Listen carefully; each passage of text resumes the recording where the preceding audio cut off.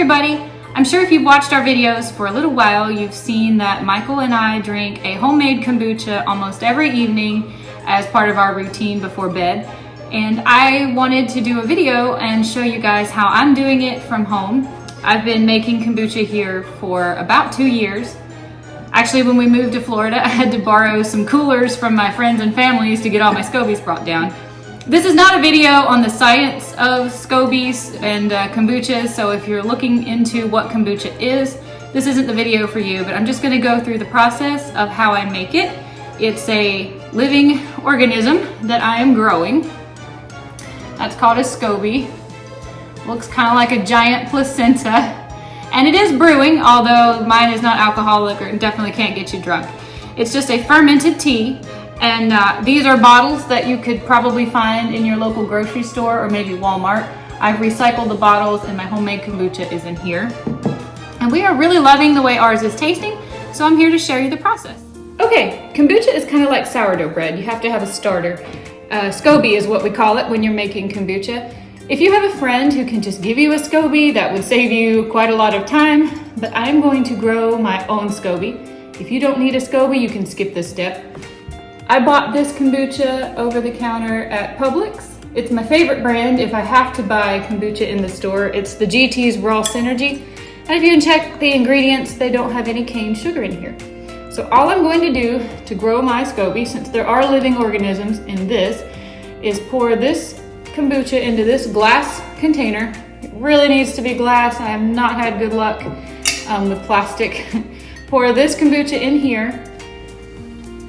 You need a cheesecloth. I didn't have one. I thought that I did. I'm going to use a regular dish towel. I would not recommend doing that. But if you have a cheesecloth or some type of fabric, you can lay on top of here so that the SCOBY can breathe. But then a lid, in my case, I'm going to weight it down with a plate. And then I'm going to put this up there in that cabinet. I'll tell you why I'm choosing that cabinet. You want it to be a dark place that the temperature is pretty ambient and doesn't change much. And you're just gonna forget about it for a period of time. I'm gonna put on the screen right here how long I let mine grow for. I've done this a couple times before, and as I remember, I think it took me somewhere between 10 days and 2 weeks to get the SCOBY that I wanted. So you're gonna stick it up there, somewhere that's dark and temperature controlled, and people won't be bothering it. It does not need to get exposed to any light, and just let it grow. That's what we're doing. Ooh, do you hear that nice fizz? Okay. You don't need to feed it anything at this point. We will come back and feed it in that number of days.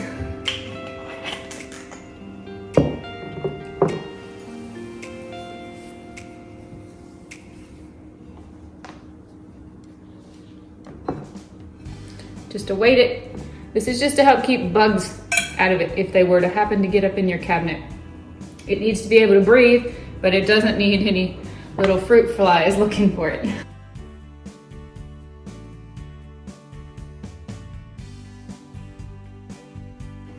And now we wait. All right, it's been a week. So let me show you what's happened here.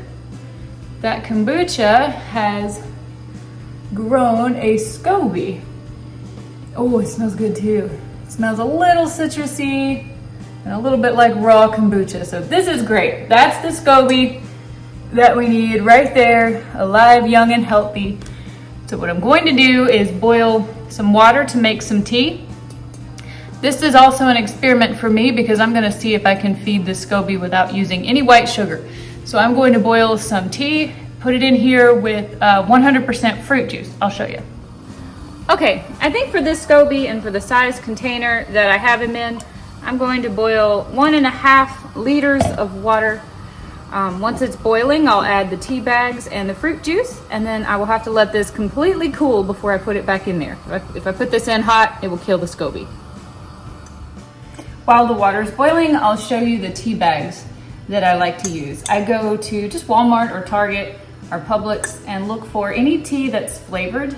I use green tea or black tea. Some people swear you can't make kombucha without green tea, or that black tea is the only way you can make it.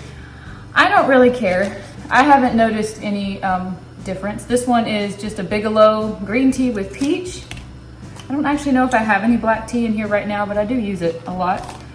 Here's one with mango.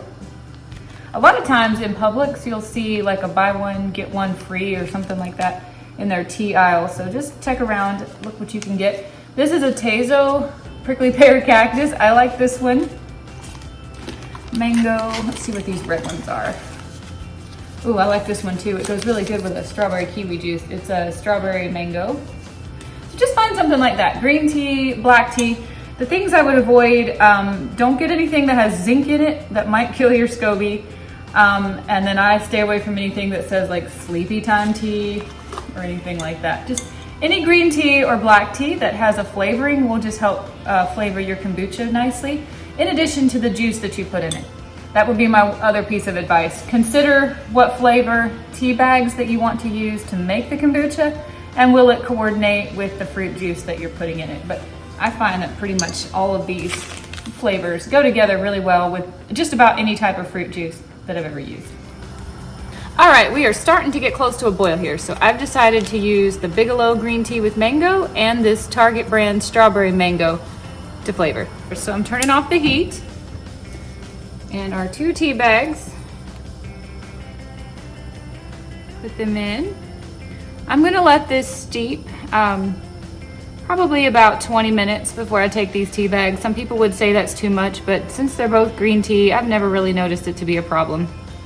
But I'm gonna let this tea completely cool before I add any juice, just because as it's evaporating, I wanna kind of see how much is gonna be left when it's all done. Just the 2 tea bags for now and let it cool. I wanted to show you some examples of some juices that we buy to flavor our kombucha. This is the one we're using currently and probably my favorite. It's the Juicy Juice brand, 100% juice with no added sugar. And if you flip over to the label, you have apple juice from concentrate, pear juice from concentrate, watermelon juice from concentrate, strawberry juice from concentrate, and then just ascorbic acid and citric acid. So there's no extra juice or funky chemicals in here. I used this one last week, that's why it's half full. So my batch that is brewing is in here. This is another flavor we found of that Juicy Juice peach apple that we really like. And then Ocean Spray. I think Michael brought this one home.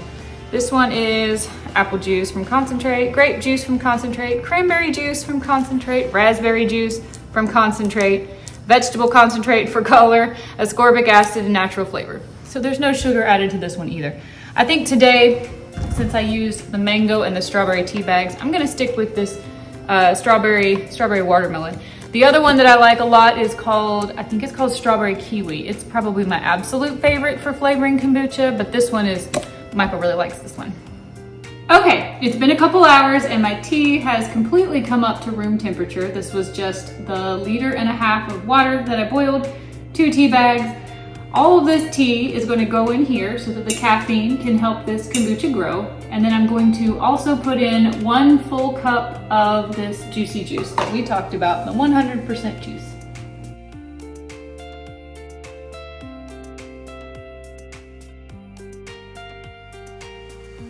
We're going to give him a generous feeding to get him started. This is a lot more juice than I usually use when I'm flavoring kombucha, but just to get him started, I want to be sure he has plenty of sugar since I'm not adding any white sugar to this. And now we're going to do exactly what we did last week. Cover this with a cheesecloth if you have one. Mine are still shipping from Amazon. So I'm just going to use a towel. Don't do what I do, get a cheesecloth. And then I'm going to put a heavy plate on top of this and stick it back up in the cabinet in a dark place where the temperature is pretty climate controlled. And I'm going to let it sit for 1 more week. After that, we should have some really good smelling raw kombucha. Hey everybody, welcome back. It has been 2 weeks, and let me show you how thick this SCOBY has gotten. This is some good looking, good smelling kombucha. So what you have here, you got a SCOBY and you have raw kombucha that we fed and flavored last week. I don't particularly love the way raw kombucha tastes, but I am going to ladle out a little bit here for myself and try it. I just want to see kind of what we're tasting. A little Cavapoo mug. I prefer to let it go in for a second brew with some fruit juice to flavor it, but I want to see just how sweet did it come out after how we fed it last week with that fruit juice. Oh, it smells good. Ooh. Oh, that's good. I don't love raw kombucha. I do prefer, like I said, the second brewing just to give it a little bit more of a fruity, juicy flavor.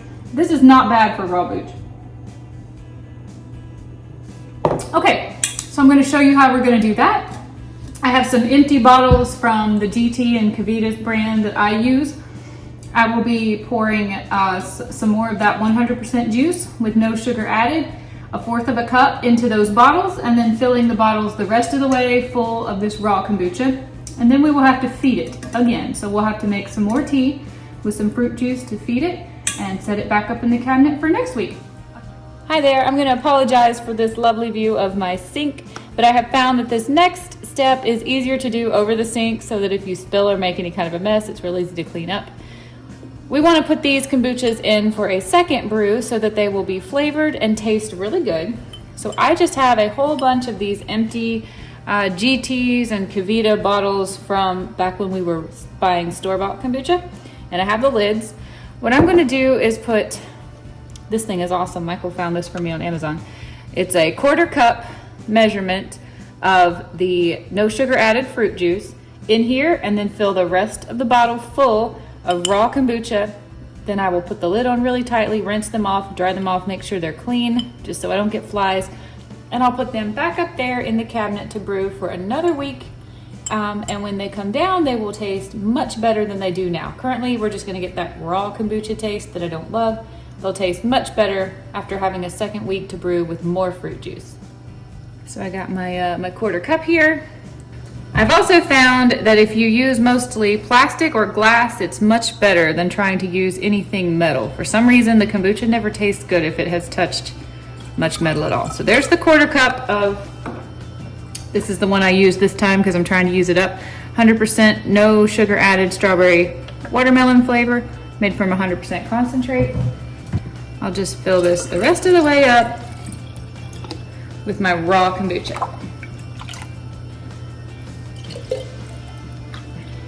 To right there. Screw the lid on really tight, and when I'm done, I will wash the outside of all of this off to make sure there's no juice on the outside.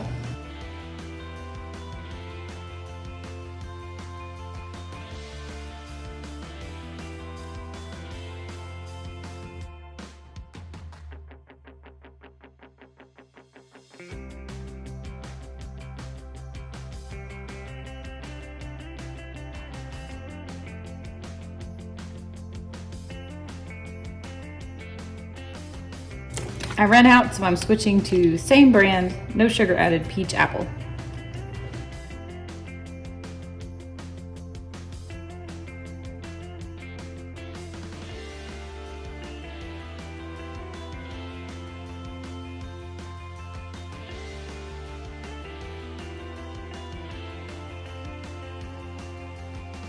Wow, I got 5 out of this week's brew. That's fantastic. I'm going to rinse each of these off and make sure these lids are super as tight as I can screw them down.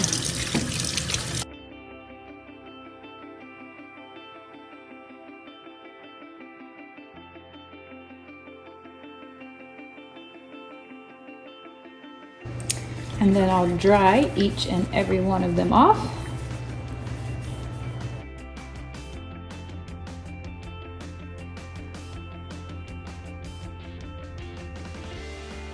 All right, there are my 5 kombuchas I have made with the extra flavoring. They are going to go same place, up there over my fridge in this cabinet right here, alongside the mother SCOBY, and they're going to brew for 1 more week at room temperature in an ambient and dark temperature controlled environment, and then after 1 week we will put them in the refrigerator and let them get cold and they'll be good to go. One more thing that's very important, be sure you leave a little bit of your kombucha left after you have been dumping all of this into your bottles to make your kombucha. We still need a little bit of raw kombucha. I like to say around an inch, between an inch and an inch and a half, depending on the size of your container, I'm sure, but something to fully cover your mother SCOBY right here and make sure that she's not being introduced into a completely new environment each and every time. So I'm going to boil more tea and add more no sugar added fruit juice to that tea, just like we did to feed her a week ago, and then pour that into this once it comes to room temperature, and then she will also be covered and go back into that cabinet for a whole nother week. So you see how the cycle repeats. We have to feed her as soon as we take all of this kombucha out, the raw kombucha, and put it in for our second brew. She needs to be fed again. So that's what I'm doing now. I'm gonna brew up some tea really quick and I'll show you when I pour it in. All right, I've boiled another pot of tea and I have 4 flavored green tea bags here. Peach and mango were the flavors that I chose this time. And I'm gonna flavor it with 3 cups this time of the peach apple juice. And it all goes up here. Covered it with the cheesecloth that finally arrived from Amazon. I'll put a heavy plate on it to keep it sealed. There's my 5 back there that I made today. And they will go up there and brew for another week and then be ready to add to the refrigerator. This right here is our kombucha drawer where they go when they're ready to be refrigerated and get ready to drink. Okay, everybody, that's gonna wrap this video up. I hope you enjoyed watching. I will see you another day with another adventure. Please let me know if you make kombucha, how it turns out. Bye, everybody.